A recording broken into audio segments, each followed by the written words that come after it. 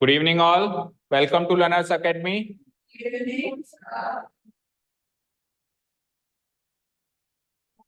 Okay, the final topic of the chapter you can see on your screen is angle subtended by an arc of a circle. Angle subtended by an arc of a circle. Final topic है और सबसे important topic है. ठीक है, इसमें अगर मैं एक वर्ड को बदल दूं तो ये टॉपिक हमने छोटा सा मतलब छोटे से रूप में हमने पहले भी देखा था इसी चैप्टर में. फिर हमने क्या कहा था कि अभी इसको बस इतना ही सीखो, आगे चलते हैं, फिर आगे आने वाली एक्सरसाइज में इसको डिटेल में देखेंगे.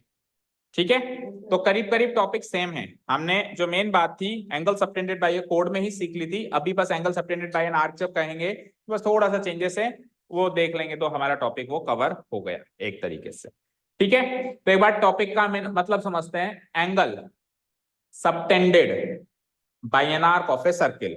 सर्किल की किसी एक आर्क से एंगल सबटेंड करना है. सबटेंड करना है यानी कि बनाना है. कहां बनाना है? या तो सेंटर पे बनाना है या सर्किल के ऊपर बनाना है. या तो सेंटर पे बनाना है या फिर कहां बनाना है. जैसे कि फॉर एग्जांपल ये सर्किल देख पा रहे हो, इसी से देखते हैं ना. अच्छा जी, वन मोर थिंग, चलो सर्किल में बनाता हूं. Let's say this is a circle. This is a circle. अब पहले वाला टॉपिक क्या था? एंगल. लिख देता हूं मैं पहले वाला टॉपिक जो हमने पहले सीखा था, सबटेंडेड बाय अ कोड. ये था ना, एंगल सबटेंडेड बाय ए कोड था पहले. तो बताओ, तो कोड बनाते हैं. पहले वाले टॉपिक की बात करें तो उसमें हमने क्या करा? कोड बनाई. कोड कैसे बनाते हैं? On the circle 2 points mark कर लिए, ए बी, इनको ज्वाइन कर दिया. So this is the code. अब इस कोड से एंगल बनाना है. इस कोड से एंगल कैसे बन सकता है? सेंटर पे भी बन सकता है और ऑन द सर्किल भी बन सकता है. तो सेंटर ओ, सेंटर ओ, और ऑन द सर्किल कहीं भी पॉइंट ले लो. लेट से ये पी ले लो और ये ले लो क्यू. तो ये 2-3 एंगल्स अपन इस कोड ए बी से सबटेंड कर सकते हैं. एक एंगल हो जाएगा एंगल एओबी. सेंटर पे सबटेंड किया हुआ एंगल का नाम क्या हो जाएगा? Angle AOB. और on the circle 2 points mark किए हैं तो उनका नाम हो जाएगा एंगल एपीबी. और दूसरे वाले एंगल का नाम बोलो, एंगल एपीबी और एंगल एक्यूबी. क्योंकि थोड़ी सी प्लेसिंग चेंज करता हूं तो यहां लगाता हूं. तो अब एंगल एक्यूबी बना देते हैं.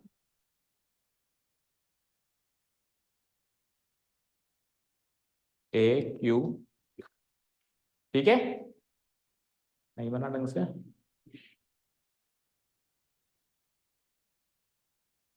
ठीक है, तो 3 एंगल देख पा रहे हो आप? क्या हुआ आ रहा है? पहला एंगल एंगल एपीबी, दूसरा एंगल एंगल एक्यूबी और तीसरा एंगल एंगल एओबी. एओबी तो सेंटर पे बना है. एपीबी और एक्यूबी सर्किल के ऊपर लाया करने वाले किसी 2 पॉइंट्स पे बने. और तीनों एंगल्स किसके द्वारा सबटेंड करे किए हुए हैं? कोड एबी.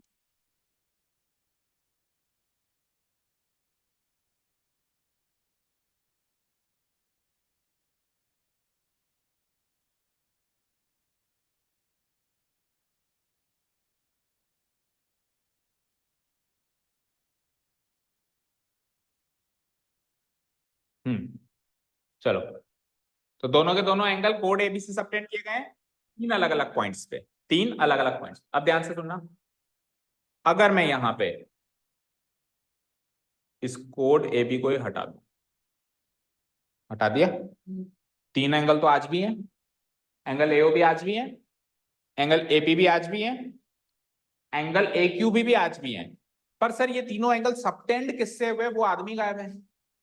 तो ऐसे केस में जब सर्किल के सेंटर पे या सर्किल के ऊपर एंगल्स सबटेंडेड दिखाई दें और उनको सबटेंड करने वाला कोड ही गायब हो, तब अपन क्या कहेंगे कि ये तीनों के तीनों एंगल्स इस आर्क ए बी ने सबटेंड किए. इसने सबटेंड किए हैं तो टॉपिक का नाम ए कोड से हटके एन आर्क हो जाता है. सिंपल सा लॉजिक है. अगर कोड बना हुआ है तो वो एंगल सबटेंडेड बाय कोड है. कोड नहीं बना हुआ है तो 2 पॉइंट्स तो होंगे सर्किल के ऊपर, तो 2 पॉइंट सर्किल के ऊपर है तो 2 पॉइंट सर्किल के ऊपर कोड के साथ साथ आर्क भी तो बनाते हैं, तो वो एंगल सबटेंडेड बाय आर्क है। एंगल सबटेंडेड बाय कोड नहीं है, एंगल सबटेंडेड बाय आर्क है। हाँ पूछो। किसी से भी ले सकते हो, वो सबसे पहले अपन ने ए बी मार्क किया तो हमने ए बी से बनाना शुरू कर दिया। आप ए पी से भी ले सकते हो, आप ए क्यू से भी ले सकते हो, आप बी क्यू से भी ले सकते हो। बहुत सारी आर्क्स यहाँ पे दिखाई दे रही है। जैसे कि किसी ने कहा अभी, इसने नीलेश ने कहा कि सर आप है ना ये आर्क एपी से लो, तो ये आर्क एपी है, तो इस आर्क एपी से ध्यान से देखो मैं कैसा एंगल बना सकता हूँ। लेट से मैंने एक एंगल ऐसे बन गया, तो ये वाला जो एंगल है आर्क एपी से, इवन आर्क एपी से सेंटर पे भी बन सकता है। ठीक है, तो अलग अलग आर्क से अलग अलग जगह पे एंगल सबटेंड किए जा सकते हैं एक सर्किल की। अब सुनना ध्यान से, 3 एंगल सबटेंड हो रहे हैं, तीनों के नाम बताओ। एंगल एओबी, एंगल एओबी, दूसरा बोलो एंगल एपीबी, एपीबी, और तीसरा एंगल एक्यूबी। तीनों के तीनों आर्क एबी से सबटेंडेड हो रहे हैं, तीनों के तीनों subtended by arc AB, subtended by arc AB. और आर्क एबी को लिखते कैसे हैं? ए बी लिखकर ऊपर से आर्क का साइन। अगर मैं आर्क का साइन ना लगाऊं तो ये कोड ए बी है, अगर मैं आर्क का साइन ना लगाऊं तो ये क्या है? कोड ए बी। लेकिन कोड तो है ही नहीं यहाँ पे, तो आर्क ए बी मार्क करना पड़ेगा। तो कैसे बनाऊंगा मैं arc A B? Like this, subtended by arc A B. यहां तक क्लियर है? एट, एट कहां पे, एट द पॉइंट्स कहां पे ये मार्क किए हुए हैं? एट द पॉइंट्स, पहला वाला किस पर है? सेंटर ओ पे, पहला वाला किस पर है? सेंटर ओ पे, कॉमा दूसरा वाला किस पर है? पॉइंट पी पर, पॉइंट पी पर, और तीसरा वाला किस पर है? पॉइंट क्यू पर। ठीक है, डन, कोई डाउट नहीं है? ओके अच्छा जी, अगर हमको ये एंगल कौन सी आर्क से सबटेंड किए हुए हैं ये पता लगाना हो तो हमको फिगर में देखने की भी जरूरत नहीं है, आप बस पहला तीसरा लेटर पकड़ो, आर के बी, आर के बी, आर के बी। अगर आपको एंगल का नाम देते हैं तो आप पहला और तीसरा लेटर पकड़ लें, उसी आर्क से सबटेंड होंगे 100%। तो आप लुकिंग एट द फिगर को देख के बता सकते हैं, without looking at the figure भी हम बता सकते हैं, हमको अगर पता लगाना हो। कौन से पॉइंट पे सबटेंडेड है वो भी बता सकते हैं, सेंटर वाला पॉइंट पे, ये वाला एंगल सेंटर ओ पे, ये वाला एंगल पॉइंट पी पे, और ये वाला एंगल पॉइंट क्यू पे। समझ आया है? यहाँ तक क्लियर है? अब इन 3 एंगल्स में या ऐसे जितने भी और एंगल्स बनते हैं इनमें कुछ कनेक्शन होता है जो हमने कोड में भी सीखा था, वो का वही कॉपी पेस्ट यहाँ पे फटाफट से रिपीट करें। तो क्या कनेक्शन होता है सुनना, पहले तो सेंटर को तो मारो गोली, पहले इन दोनों एंगल्स की बात करते हैं। ये दोनों एंगल्स आर्क एबी से सबटेंडेड है, किस किस पॉइंट पे? पी पर, और पी और क्यू दोनों के दोनों सर्किल के ऊपर लाया कर रहे हैं, तो ये दोनों एंगल आपस में बराबर होंगे। समझ आया? This angle will be exactly equal to this angle. अगर ये 30 डिग्री का है तो ये भी 30 डिग्री का, ये 60 डिग्री का है तो ये भी 60 डिग्री का। क्यों है ये दोनों बराबर? फिर से सुनो, क्यों है ये दोनों एंगल बराबर? दोनों के दोनों आर्क एबी से सबटेंडेड है, दोनों के दोनों ऐसे पॉइंट से सबटेंडेड है जो सर्किल के ऊपर लाए हो रहे हैं।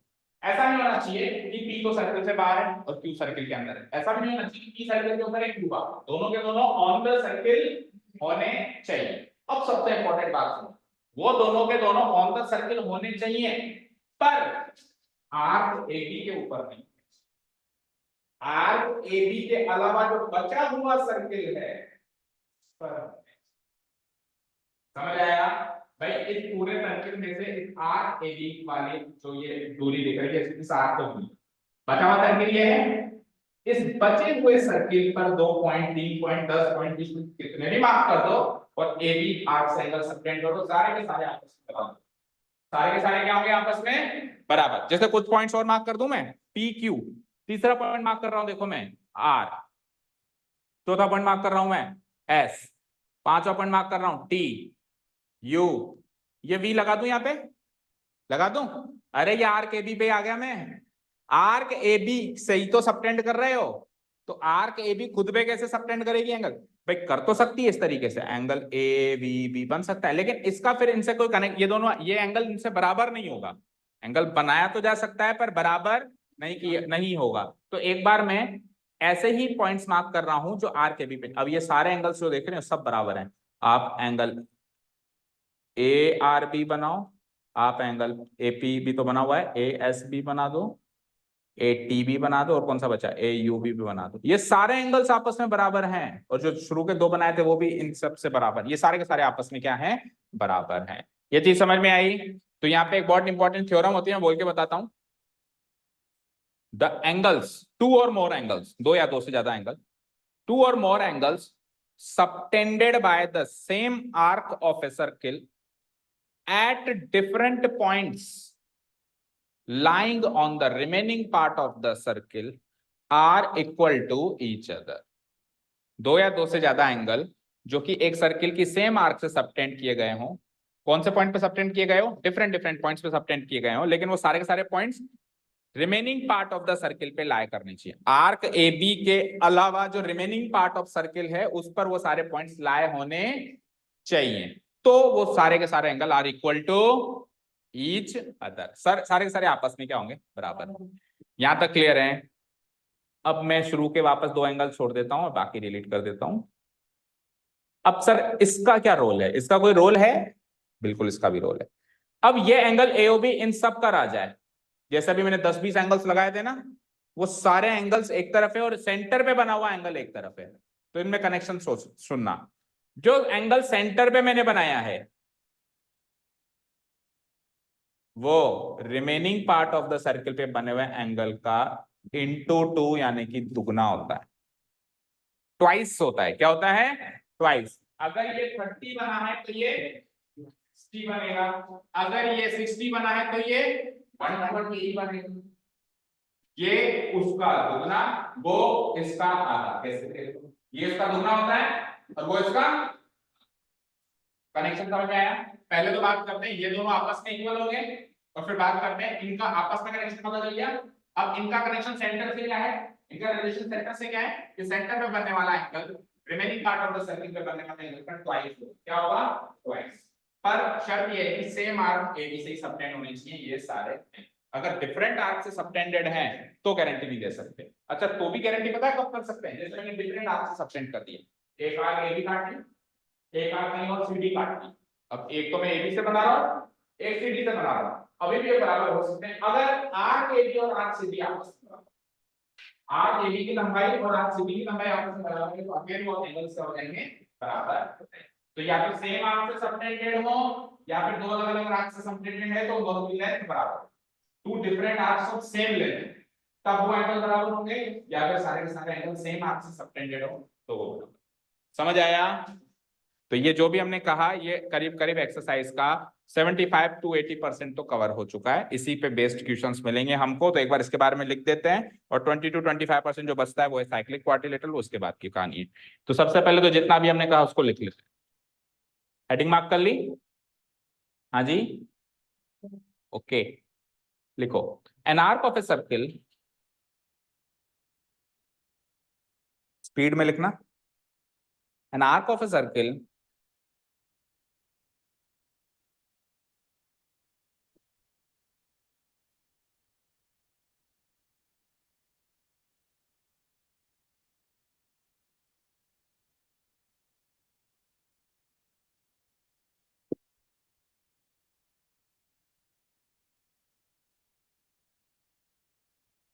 can subtend angles, can subtend angles which are of three types, which are of three types based on the points lying on।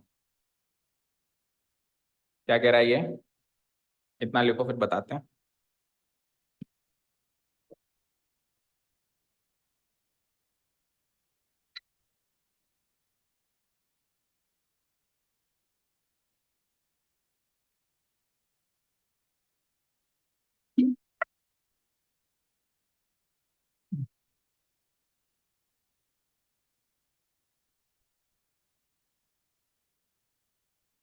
चले, कहां तक लिखा, यहां तक लिखा। क्या कह रहा है, पढ़ते हैं। एक सर्किल की कोई एक आर्क अलग अलग जगह पे एंगल्स बना सकती है जो कि तीन तरह के होते हैं। अब वो तीन तरीके के कैसे कह दिया आपने, इस पर डिपेंड करता है कि जिन पॉइंट्स पर वो एंगल बन रहे हैं वो पॉइंट्स कहां कहां लाए कर रहे हैं, इस हिसाब से वो तीन तरह के एंगल्स होते हैं। पहला, एक तो remaining part of the circle, अभी हमने मार्क किए थे ना पी और क्यू, तो वो पहली कैटेगरी के एंगल्स थे, remaining part of the circle. तो पहला पॉइंट है remaining part of the circle.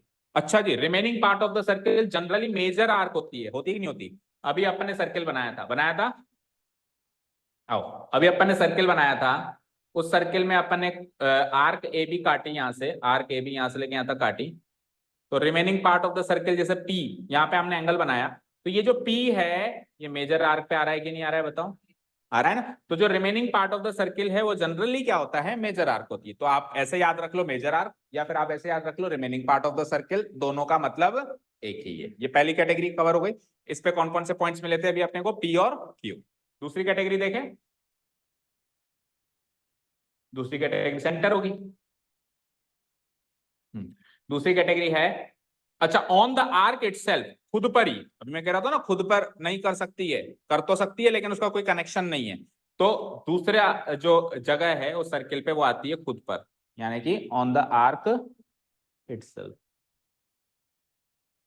और ऑन द आर्क इटसेल्फ क्या होगी? यस, माइनर आर्क होगी ना।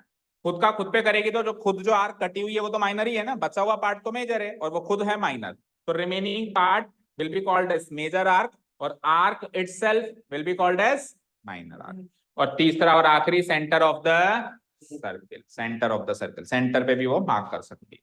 ठीक है, इन तीनों कैटेगरी में से हमने इन दो कैटेगरी के तो पॉइंट्स अभी लिए थे एग्जांपल में, सेकंड कैटेगरी का एग्जांपल अपन ने नहीं लिया। रिमेनिंग पार्ट में अपन ने पॉइंट्स पी एंड क्यू को मार्क किया था ना, और बहुत सारे और भी किए थे। और centre of the circle centre पे मार्क किया, यानी इस पे तो हमने दो एंगल बनाया था, एंगल एपीबी और एंगल एक्यूबी। और इस पे क्या बनाया था हमने? Angle AOB. अभी ऑन द आर्क इटसेल्फ पे अपन ने कोई भी एंगल अभी तक नहीं बनाया। हाँ, बनाया था बी वाला, फिर हटा दिया था। अगर बनाया तो था एंगल एबी भी बना रहे थे, लेकिन उसका कनेक्शन डायरेक्ट नहीं मिल रहा था, इनडायरेक्ट कनेक्शन मिलेगा। पहले तो इन दोनों का कनेक्शन सीख जाए तब जाके इसका समझ आएगा। तो इसलिए अल्फ लाल उसने हटा दिया। लेकिन कुल मिला के होते तो तीन ही जगह है सर्किल के ऊपर, तीन ही जगह है जहां पे आर्क से एंगल सबटेंड करके कुछ कॉन्सेप्ट बिल्ड किया जा सकता है। एक तो सेंटर पे, एक remaining part of the circle पे, और एक खुद उसी आर्क पर, आर्क इटसेल्फ पर। समझ आया? ओके, चलते हैं आगे। तो एक फिगर बना के इन तीनों को पहले डेमोन्स्ट्रेट करो, बनाओ। तो इस फिगर में तीनों जगह पे हमने एंगल बना दिया। ये रिमेनिंग पार्ट पे है, ये आर्क इटसेल्फ पर है, और ये सेंटर।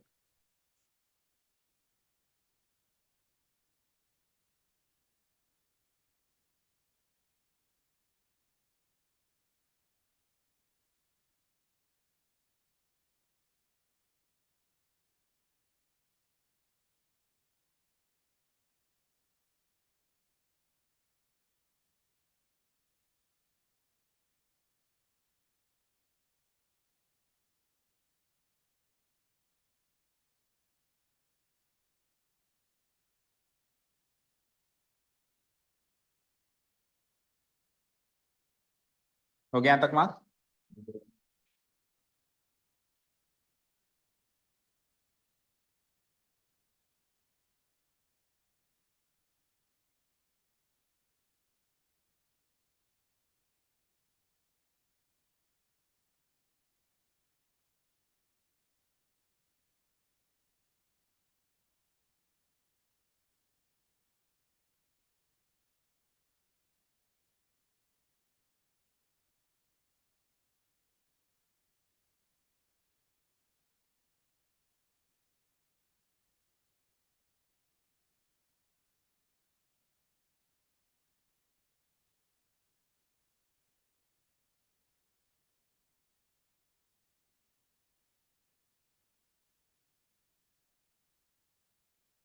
हुआ।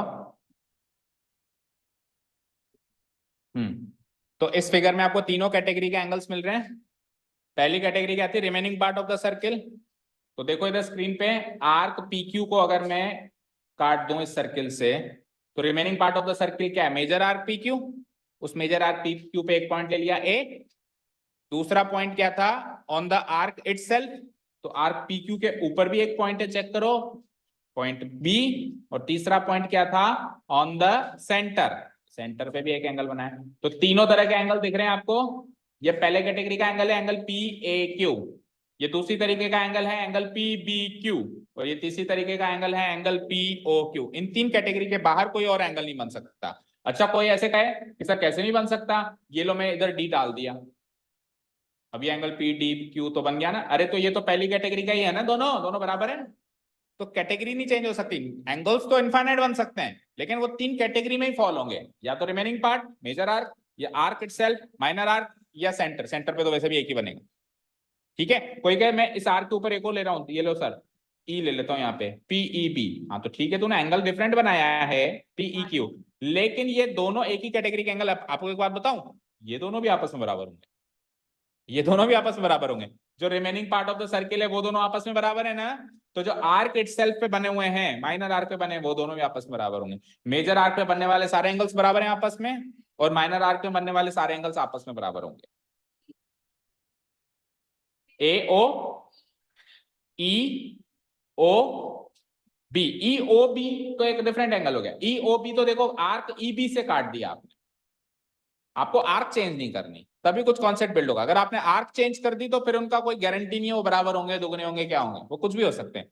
आप अगर एंगल ई ओ बी बना रहे हो आर्या, तो ई ओ बी ऐसा बनेगा। अब ई ओ बी तो आर्क ई बी से आप लिख के देखो, ई ओ बी, तो पहला तीसरा लेटर चेक करो, ई बी। तो ये तो आर्क ई बी से बन रहा है ना, और हम किस कौन से एंगल्स की बात कर रहे थे, जो आर्क पी क्यू से बने।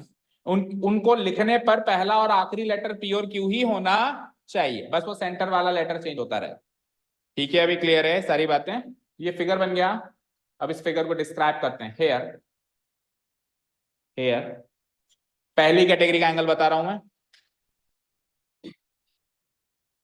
एंगल पी ए क्यू, पहली कैटेगरी का angle.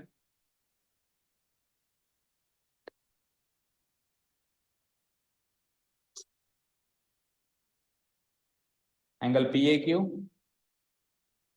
is the angle subtended by RPQ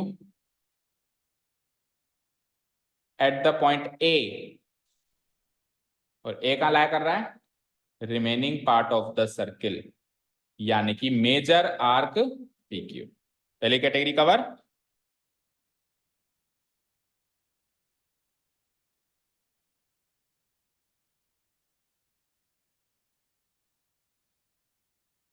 first category over. Second and third category के ये स्टेटमेंट्स अपने आप बनाओ, बना सकते हैं ना, बनाओ। सेकेंड कैटेगरी में एंगल का नाम वैसे तो देख रहा है आपको, PBQ है।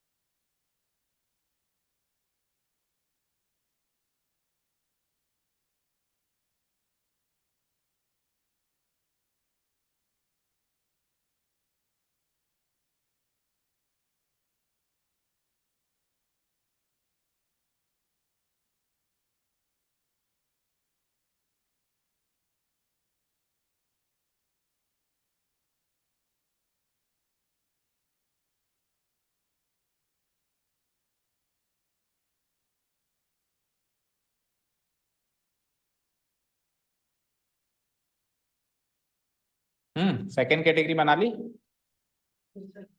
बोलो, पढ़ के बताओ क्या लिखा सेकेंड कैटेगरी में आपने।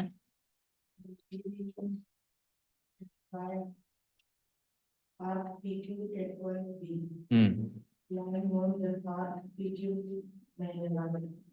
पी क्यू इटसेल्फ, और फिर ब्रैकेट में लिखेंगे minor arc P Q. Check करो सेकंड वाला पॉइंट ये बनाया गया। वैसे तो अक्षत ने पूरा पूरा करीब करीब सही बताया है। क्या लिखा है, angle PBQ is the angle subtended by arc PQ at the point B, जो कि खुद आर्क पीक्यू पे लाई कर रहा है, आर्क पीक्यू इटसेल्फ, और ब्रैकेट में क्या लिखेंगे, खुद आर्क पीक्यू यानी माइनर आर्क पीक्यू। तीसरा पॉइंट बना लिया सबने।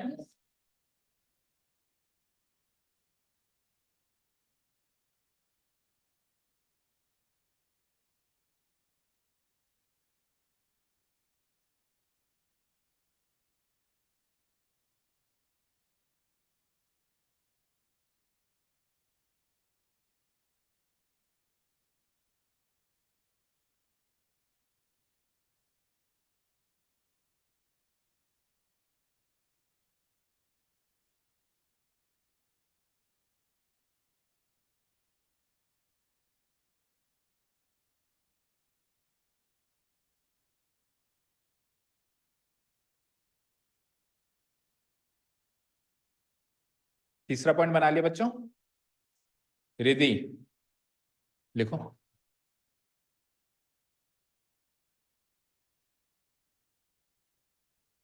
कोई बात नहीं, एक आध अक्षर इधर उधर हो जाए तो कोई दिक्कत नहीं है, ठीक है ना। आपने जो स्टेटमेंट बनाया उसमें एक आध वर्ड लेटर इधर उधर हो जाएगा तो कोई दिक्कत नहीं है।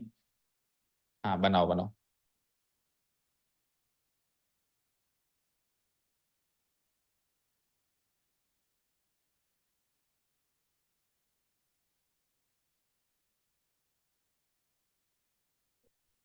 बना गया?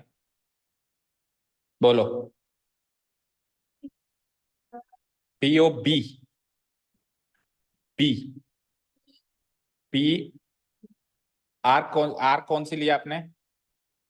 तो फिर फर्स्ट और थर्ड लेटर क्या होगा? बोलते ही पता चल गया ना गलती है। हाँ, अब बताओ।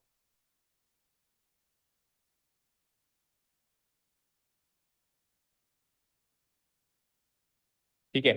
पॉइंट ओ अपन को ऐसे लिखने की जरूरत नहीं, lying on the centre of the circle. Point O centre पर नहीं लाया कर रहा, पॉइंट ओ खुद ही सेंटर है। तो point O which is the centre of the circle, which itself is the centre of the circle, ठीक है। और लाइंग ऑन द सेंटर लिख देंगे तो भी कोई इतना गलत नहीं होगा, बट बिल्कुल सही लिखना है तो सेंटर पर लाई नहीं कर रहा, वो खुद ही सेंटर ही है, ठीक है। ओके। तो थर्ड पॉइंट विच भी angle PO Q, angle PO Q is the angle subtended, नहीं सबटेंडेड, इसमें एस आ रहा है कहीं भी देखो? नहीं आ रहा ना? सबटेंडेड, ठीक है। Angle POQ is the angle subtended by arc PQ at the point O and O is the center which is the center of the circle। तो तीनों कैटेगरी के एंगल कवर हुए, फिगर के हिसाब से समझ में आया, चौथी कोई कैटेगरी नहीं होती। अब इन तीनों कैटेगरी के जो तीन एंगल बनाया हमने, एंगल PAB, एंगल नहीं PAQ, मैं भी PAB बोल रहा हूँ, देखो तुम्हारे देखे देखे, एंगल PAQ, एंगल PPQ और सेंटर वाला क्या था एंगल POQ। इन तीनों में आपस में कनेक्शन देखना है, तो दो का कनेक्शन तो मैं बता चुका हूं, सेंटर वाला मेजर आर्क वाले के दुगना होगा, सेंटर वाला एंगल मेजर आर्क वाले एंगल का दुगना होगा। सेंटर वाला कौन सा था? POQ। मेजर आर्क वाला कौन सा था? PAQ। तो POQ PAQ का तो दुगना होगा, बट PBQ से क्या कनेक्शन है वो चेक करना है अपने को, ओके। चलो जी, तो अब कनेक्शन लिखेंगे हम नोट्स बना के, नोट्स बना के हम कनेक्शन।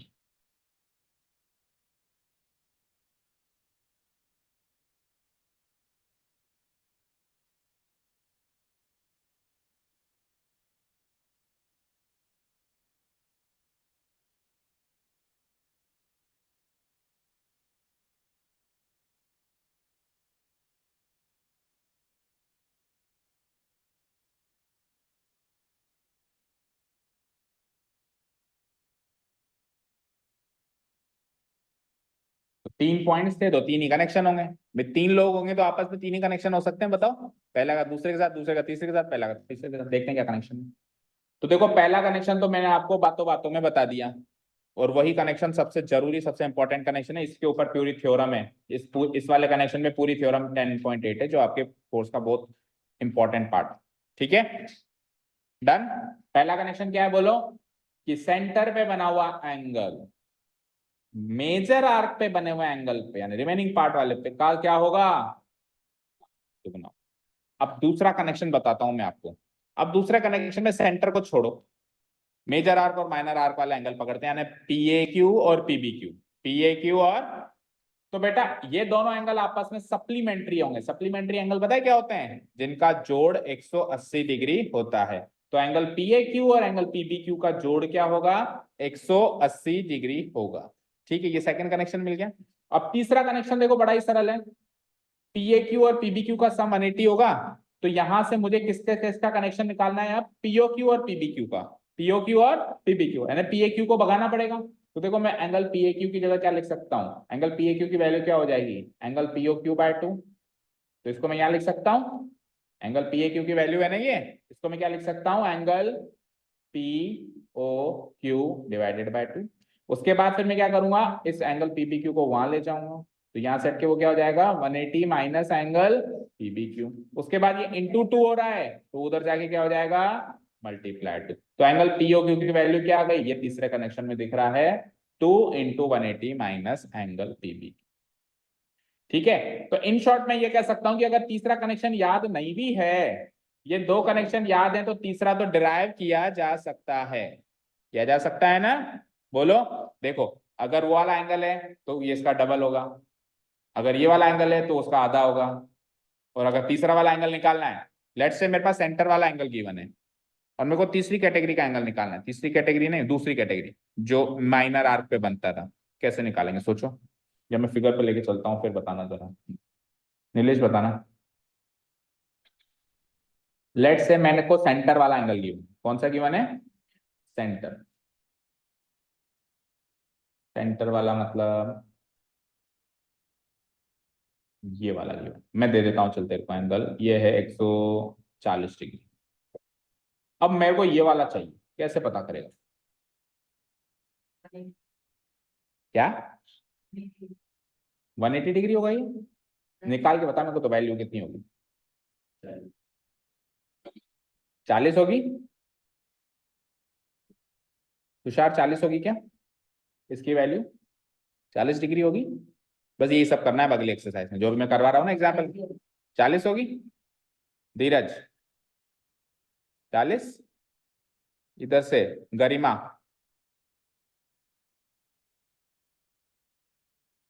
इशिका 40 होगी, रिद्धि, आर्या, सोचो 80, अब डबल कर दी जस्ट, और कर दे अभी देख ले।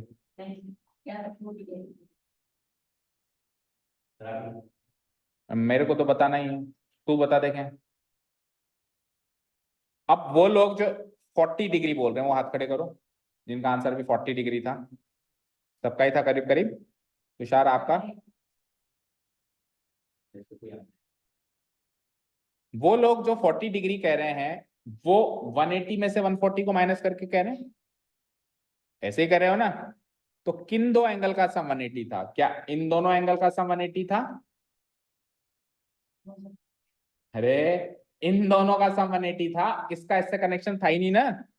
तो अब सुनो कैसे करेंगे, इधर देखो स्क्रीन पे, सर हमको ये पता है कि इस एंगल और इस एंगल का सम 180 है, इसका और इसका सम क्या है। तो अगर वो ऊपर वाला पता चल जाए ना, तो 180 से माइनस करके नीचे वाला पता चल जाए। तो ऊपर वाला पता करो ना, इसका आधा नहीं होगा क्या, 140 का आधा कर दो 70, क्योंकि ये वाला एंगल इसका दुगना होता है। अब 180 में से 70 इसके पास है तो इसके पास कितना होगा, तो 10 degree is the right answer. किसी भी बच्चे ने आंसर नहीं दिया,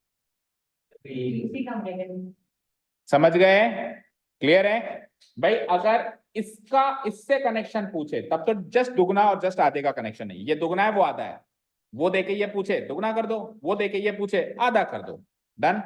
अगर इसका इससे कनेक्शन पूछे तो बस दोनों का सम 180 है, वो दे रखा हो तो उसको 180 से घटा के निकाल दो, ये दे रखा हो तो उसको 180 से घटा के निकाल दो। पर सबसे ज्यादा दिक्कत आती है जब इसका इससे कनेक्शन दे रखा हो, तो इसमें आपको दो स्टेप में काम करना पड़ता है, पहले इधर से ऊपर जाओ, फिर यहां से 180 से माइनस करके नीचे आओ।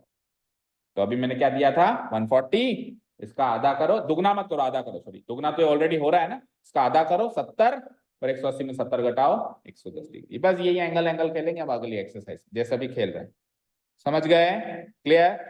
हाँ, कौन सा 50 दे रखा है, पी बी क्यू दे रखा है, ओके ये दे रखा है, तो इस ये 50 दे रखा है, 180 से घटा के ऊपर पहुंच जाओ पहले तो 130, और इसका हाफ नहीं इसका डबल, सेंटर वाला डबल होगा, तो इसका डबल करके क्या हो जाएगा 260 डिग्री, इस तरीके से कर सकते, ठीक है ना, समझ आया, क्लियर है। ये 50 दे रखा है तो 180 में से 50 घटा के ऊपर आ जाएंगे, उसका डबल कर दूंगा, ठीक है, क्लियर, ठीक है, ओके। और कई बार देखो हम उल्टा कर देते हैं, जैसे अभी 130 आ गया तो इसका हाफ कर देते हैं, हाफ नहीं होगा डबल होगा, तो ऐसे याद रखो ये एंगल हमेशा सबसे बड़ा एंगल है, ये एंगल सबसे बड़ा है तो ये हाफ नहीं होगा, ये डबल करके आएगा, ओके, ठीक है।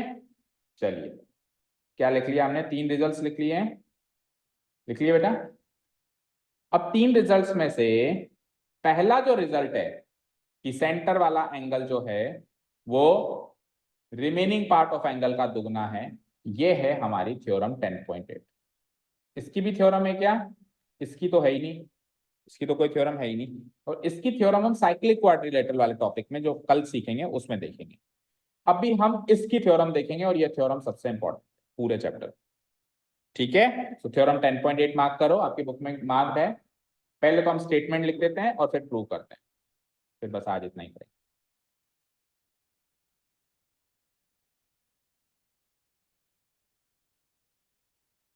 थ्योरम 10.8।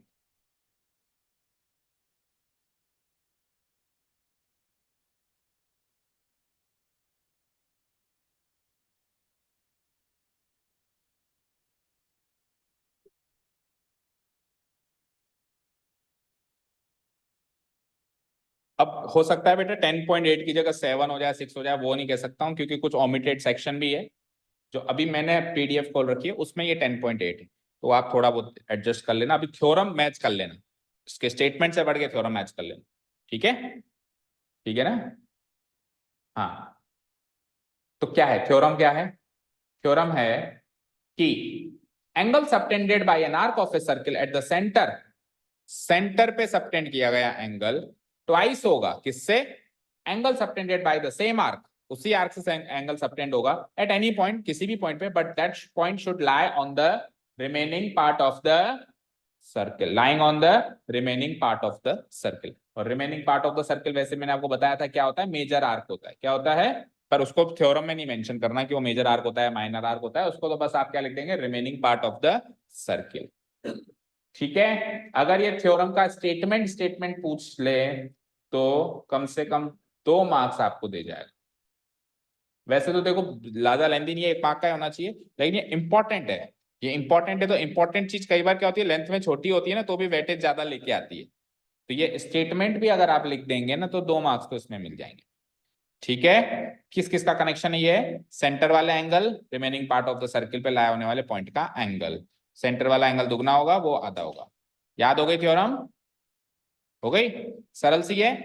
देखो कहां से स्टार्ट करेंगे, angle subtended by an arc of a circle at the centre, centre पे आ गए, अब ये एंगल दुगना है, इज ट्वाइस, किसका दुगना है, angle subtended by the same arc, कहां पे, at any other point lying on the remaining part of the circle.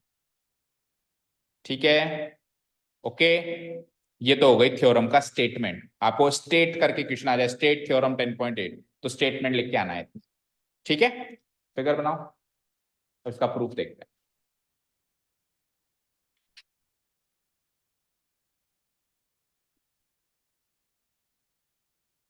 ये डॉटेड फॉर्म में जो बनाया बेटा ये वो है कंस्ट्रक्शन वर्क, है ना। थ्योरम को प्रूव करने के लिए कंस्ट्रक्शन वर्क की जरूरत पड़ेगी, वो है ये।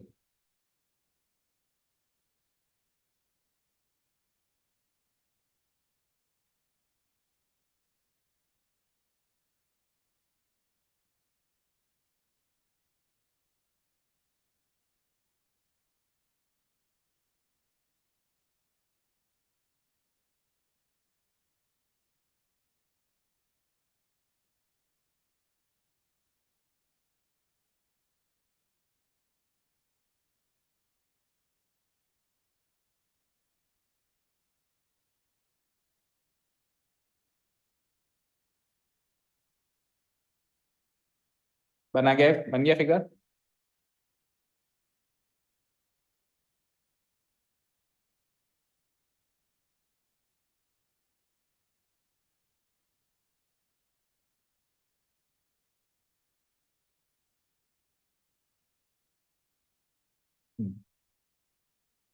फिगर बन गया।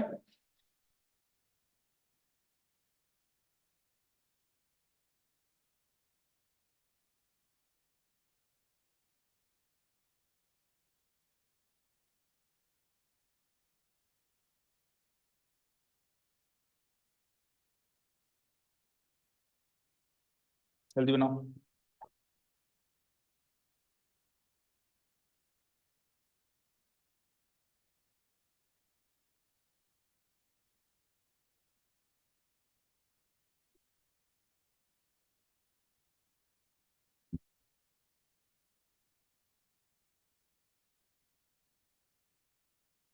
हम्म, बन गया? ओके, अब कुछ बात करें, ये बन गया हो तो ये थ्योरम जब आपकी बुक में गिवन है मैं वहां पे लेके चल रहा हूँ।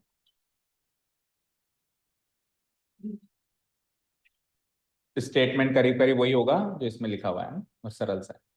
अब इस थ्योरम को आप देखें, जब इस थ्योरम को प्रूव करने की बारी आती है तो एनसीईआरटी ने आपको इस थ्योरम को प्रूव करने के लिए 3 तरह के फिगर बताए। तो सर क्या हमको तीनों फिगर बनाने हैं? नहीं, ठीक है। हमको सबसे बेसिक फिगर जो हमने अभी ये बनाया, आपने ये बनाया सबने बेसिक फिगर, पहले तो ये देख लेते हैं कि तीनों फिगर्स में डिफरेंस क्या है। तो इधर देखो स्क्रीन पे, पहले फिगर में आर्क पी क्यू से सेंटर पे जो एंगल बन रहा है उस पे गौर करो। दूसरे फिगर में भी आर्क पी क्यू से सेंटर पे जो एंगल बन रहा है उस पे वापस गौर करो। सेंटर पे ये वाला एंगल बन रहा है। और तीसरे वाले केस में आर्क पी क्यू से जो सेंटर पे एंगल बन रहा है ये वाला, उस पे गौर करो। इन तीनों एंगल पे गौर करो, आपको डिफरेंस समझ में आ जाएगा। लीनियर पेयर, तो आप देखो मेरी बात सुनो, लीनियर पेयर आप इसलिए देख रहे हो क्योंकि आप इसको देख रहे हो, आप इसको देखो ही मत। लीनियर पेयर तो ये दोनों एंगल का सम 180 होगा ना। लेकिन अभी ये तो कंस्ट्रक्शन वर्क है ना, इसको तो आप इग्नोर करो। आप केवल इस एंगल को देखो, एंगल पीओ क्यू। इस एंगल को देखो, एंगल पीओ क्यू। ये एंगल नहीं हुआ, ये 180 डिग्री का एंगल नहीं है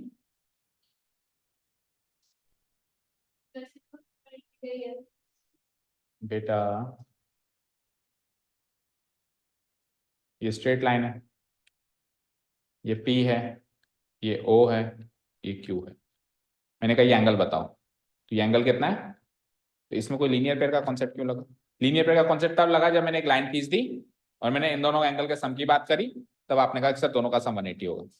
मैंने नहीं खींची लाइन, मैं लाइन नहीं खींचता हूं तो भी एंगल तो बन रहा है, बन रहा है ना। तो मैं तो केवल एंगल की बात कर रहा हूँ। ओके, सो ये लाइन तो है ही नहीं अभी यहाँ पे, कौन सी वाली जो कंस्ट्रक्शन वर्क वाली लाइन है वो तो है ही नहीं। वो एंगल 180 डिग्री बन रहा है, वो एक अलग बात। तो यही तो चेक करना है कि एंगल कितना बन रहा है, वही तो डिफरेंस है। चेक करो, यहाँ पे एक एक्यूट एंगल बन रहा है 90 से छोटा। नहीं एक्यूट नहीं कह सकते, सॉरी।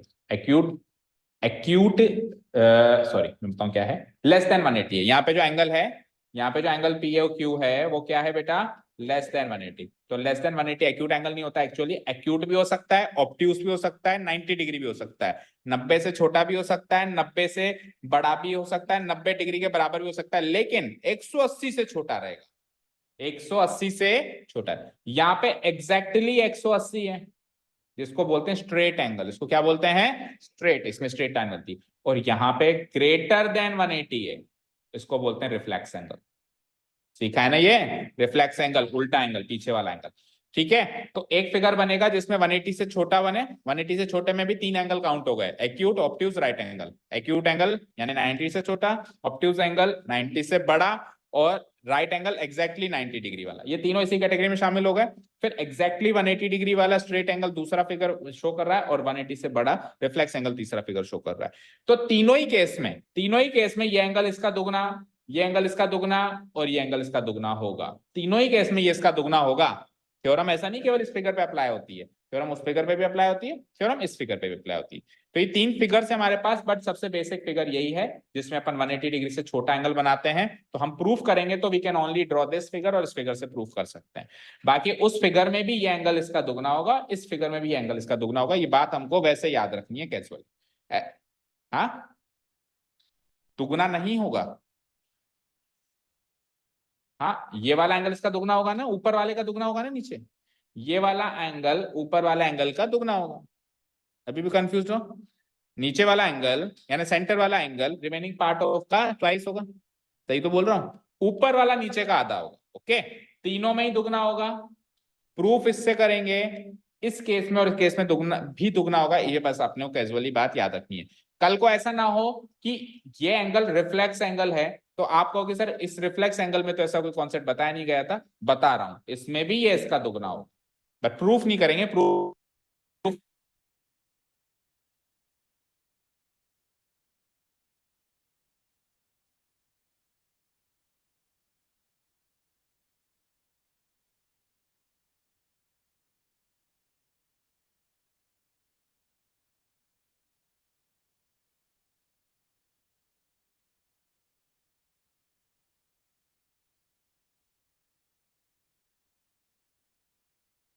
तो पहले तो कैजुअली इस फिगर में ही प्रूव करके बता देता हूँ, 2 ही मिनट में प्रूव हो जाएगा फिगर में और फिर उसके स्टेटमेंट लिखने की बारी है तो फटाफट से लिख देंगे। देखो पहले तो आप खुद समझो, इस फिगर को मैं ये लो थोड़ा सा कर देता हूँ बड़ा आगे।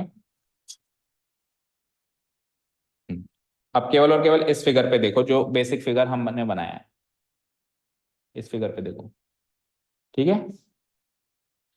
दिख रहा है कि नहीं दिख रहा? अभी भी और बड़ा कर दूं? और बड़ा तो फिर स्क्रीन से बाहर चला जाएगा, नहीं पकड़ में आएगा। देखो ये वाला एंगल इसका दुगना है, ऐसा प्रूव करना है आपको। तो मैंने कंस्ट्रक्शन किया, मैंने क्या किया, रेडियस एओ ज्वाइन कर ली, ये एओ रेडियस है बताओ, और उसको ज्वाइन करके आगे एक्सटेंड कर दिया बी तक, ये वाला पॉइंट बी है लेट्स, ठीक है, कोई डाउट नहीं।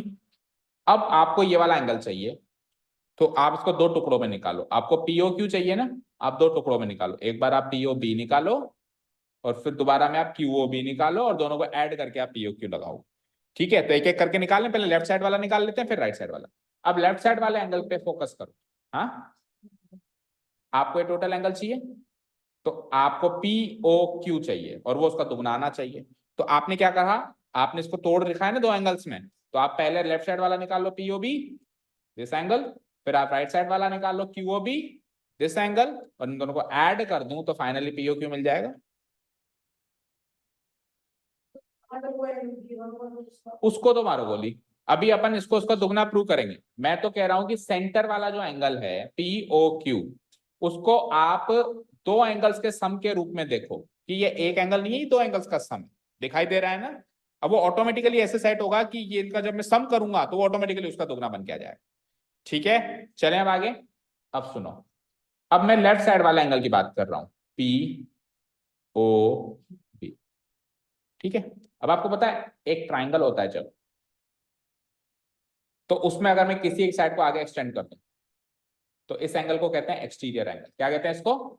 ये तो पता होगा, किसी भी एक साइड को आगे एक्सटेंड करते हैं तो जो बाहर एंगल बनता है उसको क्या कहते हैं? ये तीन तो इंटीरियर होते हैं और ये एक्सटीरियर। इस एंगल की वैल्यू निकालनी हो ना अगर आपको, तो इसके साथ में लगा हुआ इंटीरियर जो एंगल है इसको तो भूल जाओ और बचे हुए दो इंटीरियर एंगल्स का सम कर दो, यही इस एक्सटीरियर एंगल की वैल्यू होती है। फॉर एग्जाम्पल अगर ये 30 डिग्री है और ये 70 डिग्री है तो 30 और 70 100 हो गया ना, तो इस एंगल की वैल्यू भी क्या हो जाएगी? 100 डिग्री हो जाएगी। है ना? एक्सटीरियर एंगल निकालना हो तो इंटीरियर अपोजिट एंगल्स का सम करते हैं, आपने सुना होगा, the exterior angle is equal to the sum of the interior opposite angles. Sum of the interior opposite angles, opposite है, इसके अपोजिट है, इस एंगल के अपोजिट है ये दोनों, है ना? उसके साथ में लगते हुए एंगल को छोड़ के जो बचे हुए दो इंटीरियर एंगल्स हैं उनको जोड़ दूं तो एक्सटीरियर एंगल मिल जाएगा, ठीक है? अब आप इसको इसमें अप्लाई करो, इस लॉजिक को इसमें, तो आप ध्यान से देखो, तो ये वाला एंगल एक्सटीरियर एंगल है, चेक करो कैसे। इस ट्रायंगल को देखो जरा, एओपी ट्रायंगल को देखो, ट्रायंगल एओपी दिख रहा है? इस ट्रायंगल एओपी के लिहाज से ये वाला एंगल एक्सटीरियर है या नहीं है? अभी नहीं दिख रहा होगा पर अब दिखाई देगा। ये एक्सटीरियर एंगल है, ये स्ट्रेट लाइन है बिल्कुल, इस लाइन को आगे प्रोड्यूस कर दिया तो ये एक्सटीरियर है। तो किस किस के सम के बराबर होगा बताओ? अंदर वाले तीन एंगल्स में से इसके और इसके सम, क्योंकि इसके साथ में जो लगा हुआ है उसको तो भूलना पड़ेगा, इसके साथ में जो लगा हुआ है इंटीरियर में उसको तो भूलना पड़ेगा, बचे हुए दो एंगल इन दोनों का सम के बराबर होगा ये, यहाँ तो कोई डाउट नहीं है।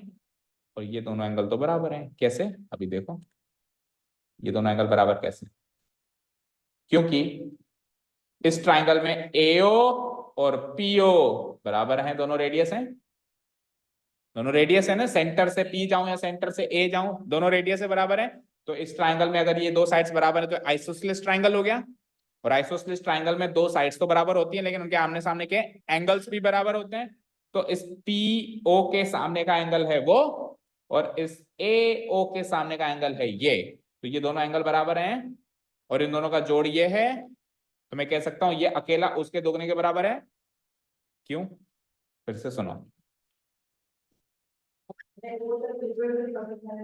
एक मिनट, आपको ये वाला एंगल चाहिए, ये इन दोनों के जोड़ से मिलेगा, पर ये दोनों तो बराबर है, तो बराबर है तो इसका दुगना कर दो ना सीधे ही।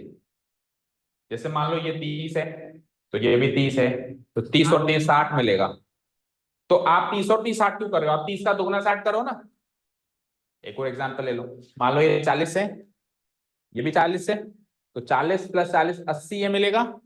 तो आप 40 + 40 80 क्यों कर रहे हो? आप ऊपर वाले 40 का दुगना कर। कोई कहे कि सर इसका भी तो दुगना है, हाँ बिल्कुल है, इसका भी दुगना है या उसका भी दुगना है, दोनों का दुगना है। बट मेरे को प्रूव ऊपर वाले एंगल से करना है ना, मेरे को इससे प्रूव थोड़ा ना करना है। तो मैं ऊपर वाले एंगल से कनेक्शन देखूं ना इसका, तो ये वाला एंगल उसका दुगना, सिमिलरली ये वाला एंगल इधर की साइड का दुगना, तो दोनों को जोड़ दूं तो ये ओवरऑल एंगल उस ओवरऑल एंगल का दुगना हो जाएगा। ठीक है भाई, लेफ्ट साइड वाला एंगल जो है इधर से लेफ्ट साइड वाला एंगल का डबल है।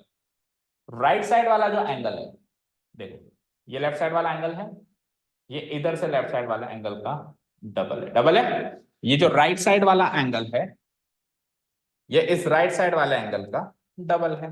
तो ये ओवरऑल एंगल उस ओवरऑल एंगल का डबल होगा ना। इक्वेशंस ऐड कर देंगे हम दोनों की, समझ गए? तो इस तरीके से इस थ्योरम को प्रूव किया जाएगा। अब कर दें, स्टेटमेंट लिख दे, समझ में तो आई गया, बस लिखने का काम है, फटाफट से खत्म कर। किन किन दोनों का सम करके? ए पी क्यू, एपीओ, हाँ एपीओ और हाँ, इन दोनों का सम करके ये वाला एंगल निकाला जा सकता है। पर ये दोनों तो इक्वल है, तो इन दोनों का सम क्यों करूं? या तो इसका दुगना कर दूं या इसका दुगना कर दूं, इसका करना नहीं है उसका। P O A angle given ही नहीं है ना, मुझे क्या प्रूव करना है कि ये एंगल उसका दुगना है। तो मुझे तो बस वो एंगल गिवन है और कोई एंगल गिवन ही नहीं है ना, तो उसका ये दुगना कैसे होगा ये साबित करना है। समझ गए? तो मैंने क्या कहा, इसको भी दो टुकड़ों में तोड़ दिया, मैंने क्या करा, उसको भी दो टुकड़ों में तोड़ दिया। अब ये इसका डबल होगा एक्सटीरियर एंगल के कॉन्सेप्ट से, ये इसका डबल होगा एक्सटीरियर एंगल के कॉन्सेप्ट से, तो ये ओवरऑल इस पूरे ओवरऑल का डबल हो जाएगा। ये प्रूव हो गया, समझ गए? अभी कोई डाउट नहीं है? ओके, चलिए अब अपन इसको लिख देते हैं बस। तो ये फिगर बन गया। आइए, गिवन क्या है, arc P Q is an arc of a circle with centre O, arc P Q एक ऐसी आर्क है सर्किल की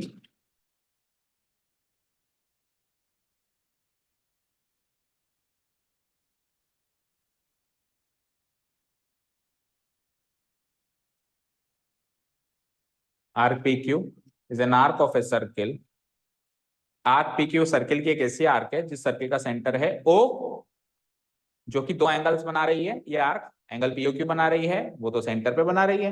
एंगल पीए क्यू बना रही है, वो पॉइंट ए पे बना रही है। पॉइंट ए कहाँ लाया करता है, remaining part of the circle. तो एक तरीके से ये जो गिवन पॉइंट है ये आपके स्टेटमेंट से करीब करीब मिलता है। बस स्टेटमेंट में आप ये नहीं बता रहे हो कि सेंटर पे लाए होने वाला एंगल पीओ क्यू है और अदर पॉइंट पे सबटेंड होने वाला एंगल पीए क्यू, नाम नहीं बता रहे हो, गिवन पॉइंट में आप नाम नहीं बता रहे हो। क्योंकि यहाँ पे तो जब इसमें थ्योरम प्रूव कर रहा हूं तो ये क्वेश्चन बन गया ना, तो क्वेश्चन के अंदर तो बताना पड़ेगा ना एंगल कौन सा, उसका नाम क्या, एंगल पीओ क्यू है या पीए क्यू। स्टेटमेंट में जब अपन बोलते हैं तो आपको एंगल का नाम बोलने की जरूरत नहीं है। ठीक है, गिवन। अब टू प्रूव क्या करना है, टू प्रूव ये करना है कि angle PO Q is twice of angle PA Q, angle PO Q is twice of angle PA Q, लिख दो टू प्रूव में ये बात, angle PO Q is twice of angle PA, to prove is angle PO Q. मारेंगे पकड़ के सब तेरे को, ये पाप लगेगा, इतनी देर लगता है, जल्दी कर।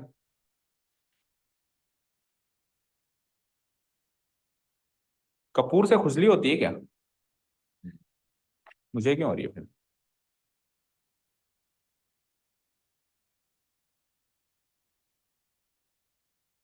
Angle PO Q,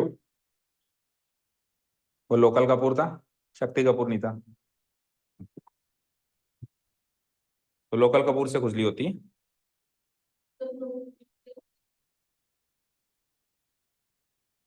angle PO Q is equal to twice of angle PA Q. अब कंस्ट्रक्शन अभी मैं आपको फिगर में करके बता चुका हूं, उसको लिख लेते हैं। और आप भली बात जानते हैं क्या कंस्ट्रक्शन किया था हमने। सबसे पहले तो अपन ने रेडियस एओ को ज्वाइन किया और उसको ज्वाइन करके रुके नहीं, आगे एक्सटेंड कर गए, कहां तक, पॉइंट बी तक। ज्वाइन, इसके आगे रेडियस भी मार्क कर लो, है ना। जॉइन रेडियस एओ, एओ से पहले लिख लो radius,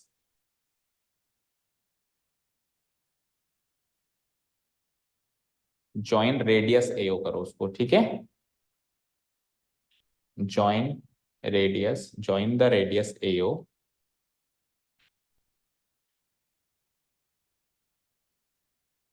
and extend it to the point P. ये हो गया हमारा कंस्ट्रक्शन। अब नीचे करो, ठीक है। तो अब प्रूफ सेक्शन स्टार्ट हो रहा है हमारा सॉल्यूशन पार्ट। यहां से समझ समझ के चलेंगे, क्योंकि जो चीज अभी मैंने ओरली समझाई उसको प्रेजेंट करना है अब इक्वेशंस बना बनो के। ओके, तो सबसे पहले तो अपन क्या करते हैं, वो दोनों एंगल्स बराबर हैं वो लिख देते हैं। कौन से? क्योंकि आइसोसेलेस ट्रायंगल बन रहा है, तो वो दोनों एंगल्स क्या होंगे, बराबर होंगे। तो ट्रायंगल ओएपी ले लिया मैंने, लेफ्ट साइड वाला ट्रायंगल है बेटा ये कौन सा ट्रायंगल है? तो अपने को दोनों ट्रायंगल में नहीं प्रूव करना, ये सहूलियत है, अपन बस लेफ्ट साइड वाले ट्रायंगल के लिए प्रूव कर देंगे, तो सिमिलरली राइट साइड वाले ट्रायंगल में वो चीज कॉपी पेस्ट हो जानी है। तो मैंने लेफ्ट साइड वाला ट्रायंगल ले लिया है ओएपी। तो उस लेफ्ट साइड वाले ट्रायंगल में ओए और ओपी बराबर है, क्योंकि वो रेडियस है क्या? तो ओए और ओपी बराबर है, तो ओए के सामने वाला एंगल एंगल ओपी है, चेक कर सकते हैं फिगर में आप, और ओपी के सामने वाला एंगल एंगल ओएपी है। ये दोनों एंगल्स बराबर हो जाएंगे। क्या ये दोनों एंगल्स बराबर हो जाएंगे? इसका रीजन लिख देंगे हम, because they are angles opposite to equal sides, angles opposite to equal sides. ये अपन ने कौन से ट्रायंगल्स वाले चैप्टर में सीखा था शायद, आइसोसेलेस ट्रायंगल प्रॉपर्टी। हाँ, एंगल आइसोसेलेस ट्रायंगल प्रॉपर्टी थी। हाँ, angles opposite to equal sides. Done. अरे ठंड रख ले अब, या तो ईद या फिर रोजा। या तो बिल्कुल धीरे लिखेगा, और या फिर क्या कह रहा, पी भी हाईलाइट हो गया। पी की लाइट बंद कर देता हूँ, ठीक है। अभी सॉल्यूशन हर चीज का है हमारे पास, घबराया मत कर, ठीक है। आओ, अरे उसका कलर दूसरा हो गया क्या, पल पल हो गया वो। ठीक है, आ जाओ। सो इक्वेशन 1 मार्क करके छोड़ देंगे हम इसको, इसको, कि ये दोनों एंगल इक्वल है ना, ये दोनों एंगल इक्वल है, इसको हम इक्वेशन 1 मार्क करके छोड़ देंगे कि एंगल ओपी है और एंगल ओएपी इक्वल है। अब चलें आगे। अब लगाएंगे एक्सटीरियर, तीन कॉन्सेप्ट लग रहे हैं बेसिकली, एक तो आइसोसेलेस ट्रायंगल, फिर एक्सटीरियर एंगल, और फिर फाइनली इन दोनों को सम करके इक्वेशन बनानी है, ठीक है। ये देखो, ये इक्वेशन ऐसे मार्क हो रही है कि ये देखो, इधर देखो स्क्रीन पे, ये जो रीजन है ना, ये इसके सामने है, पर मेरे पास स्पेस नहीं है ना, इसलिए नीचे लिखा हुआ है। क्या? ये इक्वेशन ये वाली है, angle OP equal to angle, ठीक है। इसके नीचे लिखनी चाहिए मुझे, लेकिन अब वो रीजन नीचे लिखने में आ रहा है, तो इसलिए मैंने इक्वेशन थोड़ी और नीचे लिख दी, ठीक है। ये वाली इक्वेशन है, ये वाली, ओके, इक्वेशन 1, ठीक है। इसको हम फ्रॉम इक्वेशन 1 काम लेंगे आगे, ठीक है। चलो अब एक्सटीरियर एंगल का कॉन्सेप्ट लगाएंगे नाउ। उसी ट्रायंगल में एंगल ओ ए, नाउ उसी ट्रायंगल में एंगल पीओबी एक्सटीरियर एंगल है या नहीं है? तो क्या लिखा हमने, फिगर में देख लेना यार, वो बार बार देख लो। चलो इसमें देख लो, एंगल पीओबी ये वाला है, देखो पीओबी, ये एक्सटीरियर एंगल है उस ट्रायंगल का। तो now angle POB is an exterior angle of triangle OAP. POB is an exterior angle of triangle OAP, और एक्सटीरियर एंगल निकालने के लिए इंटीरियर अपोजिट एंगल्स का सम करना पड़ता है, ये हम जानते हैं। तो हम लिखेंगे, and we know that the exterior angle of a triangle is equal to the sum of the interior opposite angles.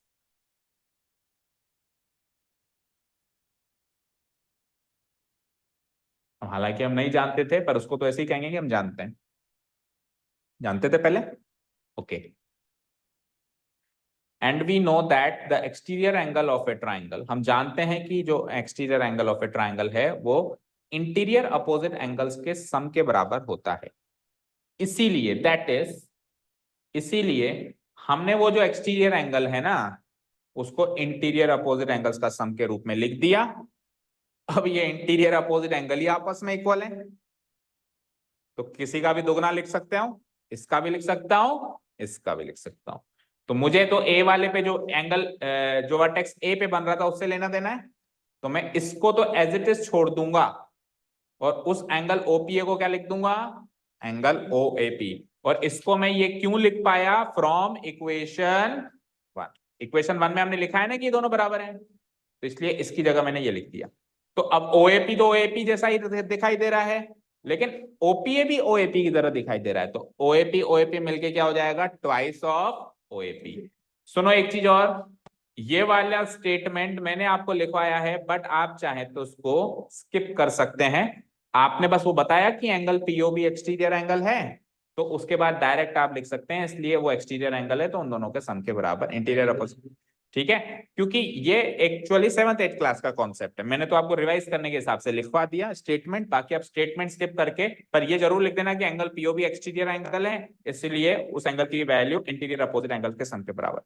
ठीक है, और लिख दो तो आपकी मर्जी, अभी नोट्स में तो लिखना, बाकी इन एग्जाम की बात कर रहा हूं। चलो आगे बढ़ते हैं। तो एओपी ओपीए ओपीए बोल के ट्वाइस ओपीए, ये फ्रॉम इक्वेशन 1 मिला मुझे, ये फ्रॉम इक्वेशन 1 मिला।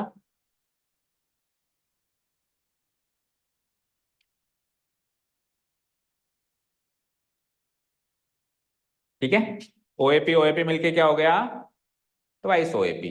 अब जब ये ट्वाइस ओएपी मिला ना, इसको मार्क कर लो equation. Now this is my equation 2. Which one? This one. Angle POB equal to twice OAP. This is my equation 2.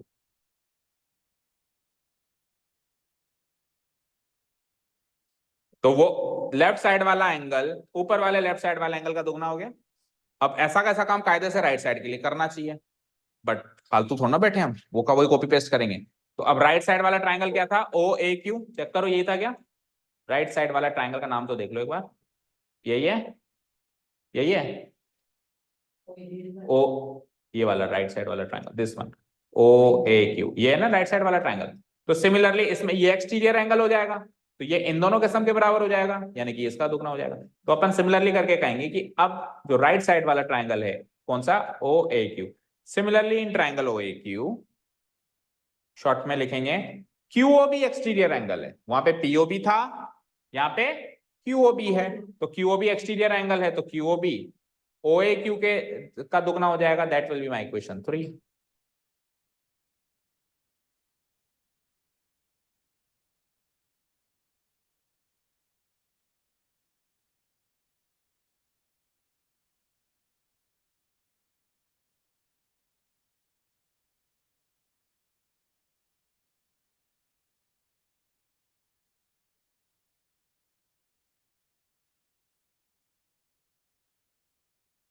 ठीक है, लिखिए क्यूओबी इज द एक्सटीरियर एंगल। तो ये क्यूओबी अगर एक्सटीरियर एंगल है तो उसको निकालने के लिए हम क्या करेंगे, twice of angle Q A कर देंगे, और ये हो जाएगी हमारी इक्वेशन नंबर 3। यानी कि इक्वेशन नंबर 2 बनाने के लिए जो मशक्कत करी हमने, इक्वेशन 3 के लिए हमने उतनी मशक्कत नहीं करी, बस 2 लाइनें सिमिलरली करके कर दिया। अभी 2 और 3 मिल गए 2 और 3। अब दूसरी वाली इक्वेशन देखो, ऊपर दिखाई दे रही होगी आपको, ये रही दूसरी वाली इक्वेशन, दिख रही है। दूसरी वाली इक्वेशन में लेफ्ट साइड वाला एंगल, लेफ्ट साइड वाला एंगल का दुगना है, तीसरी वाली इक्वेशन में राइट साइड वाला एंगल, राइट साइड वाला एंगल का दुगना है। क्या कर दूंगा मैं, दोनों को ऐड, यानी कि एडिंग इक्वेशन 2 एंड 3, समझ आया।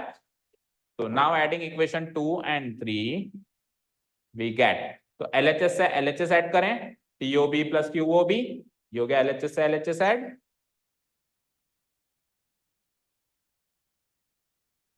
आरएचएस से आरएचएस ऐड करें, ट्वाइस ओएपी प्लस ट्वाइस ओएक्यू,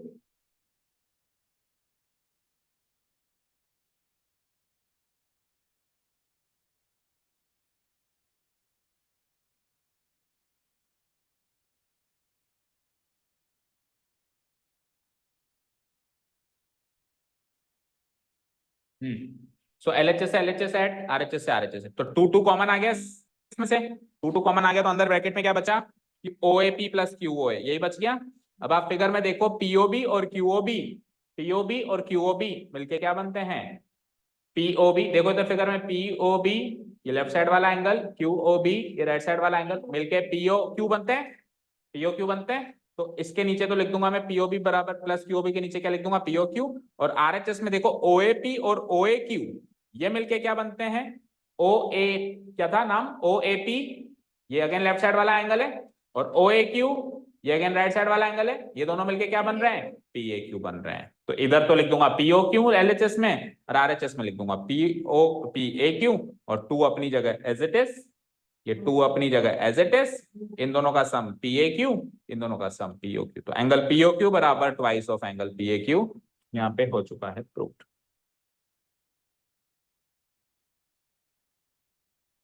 ठीक है, आया समझ में? काफी है या कम है? आप छुट्टी के लिए बोले थे। छुट्टी के लिए भूल जाओ, कोई छुट्टियां वुट्टियां नहीं है, अब एग्जाम आ गए, अब एनुअल एग्जाम आ गए। बहुत दूर कितने कब हैं बताओ? अभी तो आए थे क्या? 10th के बाद? कौन सी 10th के बाद? हाँ छुट्टियां तो अब नहीं मिलेंगी, अब 10th के बाद फाइनल अलविदा करेंगे, फेयरवेल देंगे फिर। ठीक है, अभी तो आए हो, 1 साल पूरा है बाकी। Okay, thank you so much for listening to us, have a nice day, keep learning and bye.